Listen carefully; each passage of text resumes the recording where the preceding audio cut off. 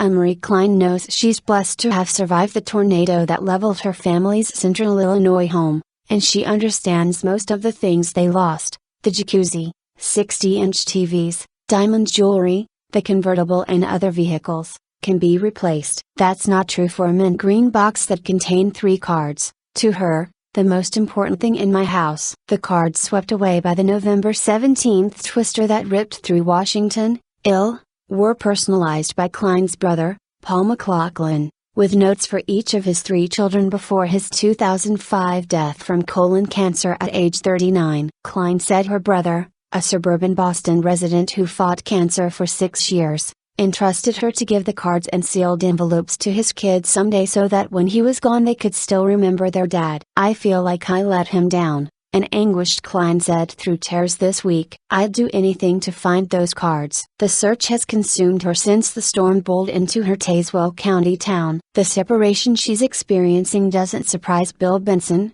administrator of a Facebook group page set up to rejoin folks in the county with property that was whirled away. "These storms typically have tops of thousands of feet, so theoretically things could be lofted up to that height and carried," said Benson, a photojournalist from Missouri's Lake of the Ozarks area. "I'm sure as farmers go to work their fields next spring, things will continue to be recovered unless they're buried beneath topsoil." Klein would rather not wait that long, already frayed by the ordeal that began the Sunday she saw the tornado zeroing in on her home and raced with her husband and children to a basement-safe room. "The kids were screaming. We were screaming," she said. As the parents shielded the kids, "We just prayed as a family." Seconds later, there was silence and sunlight. The Kleins, some still in their pajamas, emerged through their walkout basement and found their home destroyed, the twister having hurled a pickup truck through the living room where the family had been just moments earlier. "There was that feeling of emptiness,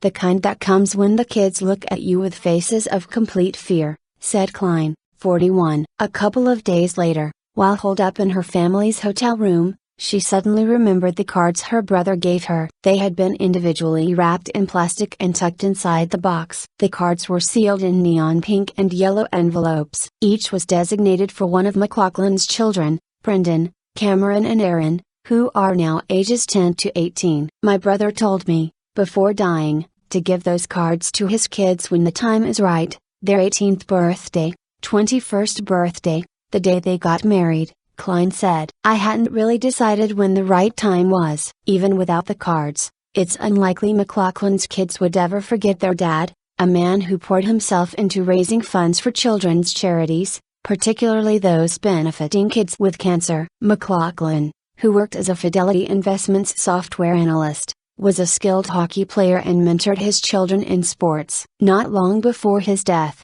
McLaughlin got a surprise visit from NHL Hall of Famer and former Boston Bruins player Ray Bourque at the McLaughlin family's Rockland, Mass. home. Bourque played hockey in the street with McLaughlin's kids as their dad, weakened by cancer, played goalie in a chair. "I'm lucky," Boston Herald columnist Mike Barnacle quoted McLaughlin as saying in chronicling the day. "I've had a wonderful life, a beautiful family, 3 great kids, my own home." It was a bright spot for the family's life, and now Klein wants to find those cards to ensure that McLaughlin's children have something more from their father to hold dear. Strangers have joined her search. While helping with Washington's tornado cleanup, Illinois Wesleyan University women's golf coach Kathleen Pagan spotted Klein desperately searching her property, looking for the cards. "I felt so bad for this lady. She had such despair in her eyes, and she didn't care about anything else," Pagan recently recalled. "I just gave her a hug,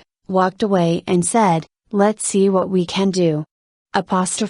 Pagan turned to Facebook, posting on the Benson-run Tazewell County Document and Photograph Recovery Group page an appeal for anyone from Washington to Chicago to be on the lookout for the cards. More than 25,000 Facebook users, some as far away as North Carolina, had shared Pagan's posting on their pages as of Wednesday. Klein said she just revealed to her brother's widow this week that the cards are missing. She said her sister-in-law told her she understood and forgave her. "I believe we're going to find them," said Klein, who's Catholic and said she prays to Saint Anthony, the finder of lost things. "I have faith."